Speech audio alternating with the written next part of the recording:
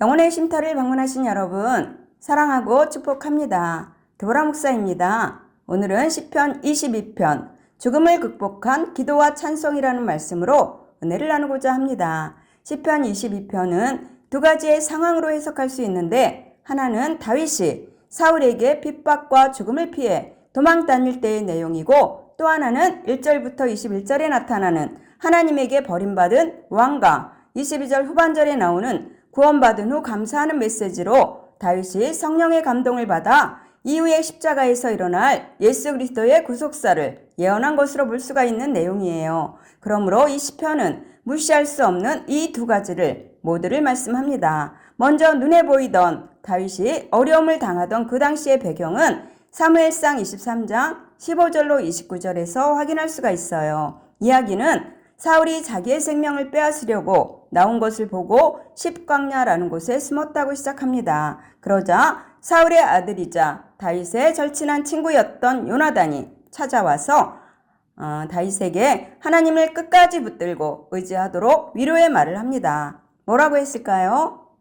요나단이 말하기를 내 아버지 사울의 손이 내게 미치지 못할 것이다. 너는 이스라엘의 왕이 될 것이고 나는 그 다음이 될 것이라는 것을 내 아버지 사울도 알고 있다. 그러니 너는 걱정하지 말라라고 말을 합니다.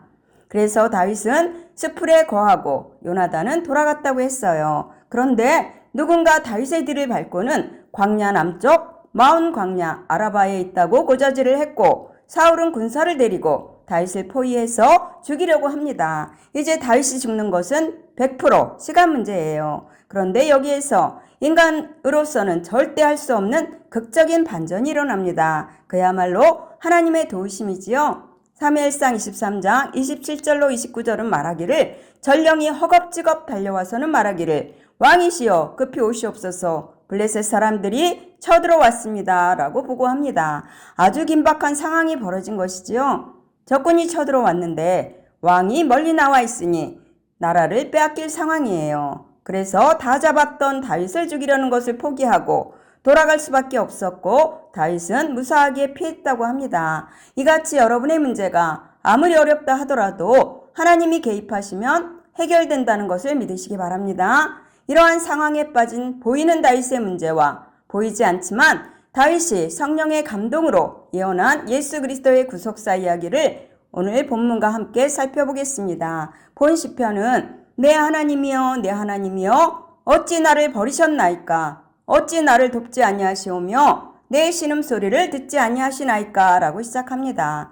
다윗이 죽음을 앞둔 고통 속에서 울부짖는 외침이에요. 어찌라는 표현은 하나님으로부터 버림을 당하고 있다는 느낌이 강하게 드러납니다. 그럼에도 이렇게 울부짖는 것은 단순히 절망을 나타내는 것이 아니라 오히려 믿음과 소망을 가지고 있다는 것을 표현하는 기도예요. 그리고 내 하나님이여 라는 간구는 하나님이 이스라엘과 맺으셨던 언약 관계를 하나님과 다윗 자신에게 연결시켜 기도함으로 다윗은 하나님에게 구원받을 권리가 있습니다 라는 담대한 믿음을 보여주는 것이지요. 이 표현은 하나님에게 버림받은 것 같았던 십자가 위에서 마지막까지 하나님을 의지하시던 예수 그리스도의 마음을 보여주는 것입니다. 그리고는 내가 낮에도 부르짖고 밤에도 잠잠하지 아니하오나 응답하지 아니하시지만 찬송 중에 거하시는 주는 거룩하시다 라고 기도합니다.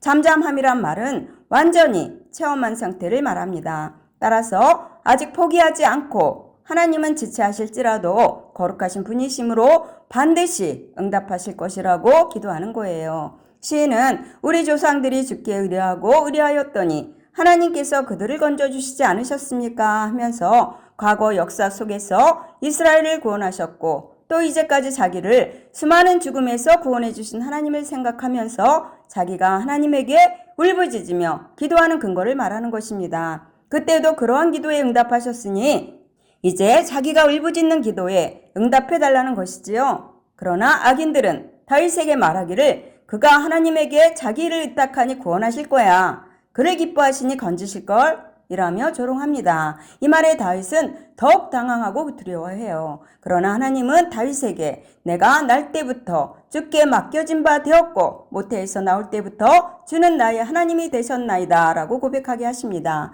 우리도 세상이 비웃을 때 더욱더 강하고 담대한 믿음으로 부르짖어야 하겠습니다. 이제 십자가의 예언과 죽음에서 벗어나 감사하는 고백을 살펴봅니다. 개들이 나를 애워쌌으며 악한 무리가 내 수족을 찔렀다고 했어요. 또 내 겉옷을 나누며 속옷을 제비 뽑나이다 하면서 여호와여 나를 도우소서, 내 생명을 칼에서 건지시며 개의 세력에서 구하소서라고 기도합니다. 이는 전형적인 예수 그리스도의 십자가 사역 과정을 표현하는 말입니다. 왜냐하면 다윗이 도망 다니거나 당한 기록에는 이런 내용이 없기 때문이에요. 더구나 복음서의 기록자들은 이러한 로마 군인들의 행동과 다윗이 예언한 것이 예수 그리스도를 통해 직접 성취되었음을 증거하기 때문입니다. 24절은 그는 공고한 자의 공고를 멸시하거나 싫어하지 아니하시며 그의 얼굴을 그에게서 숨기시지 아니하시고 그가 울부짖을 때도 들으셨도다 라고 합니다.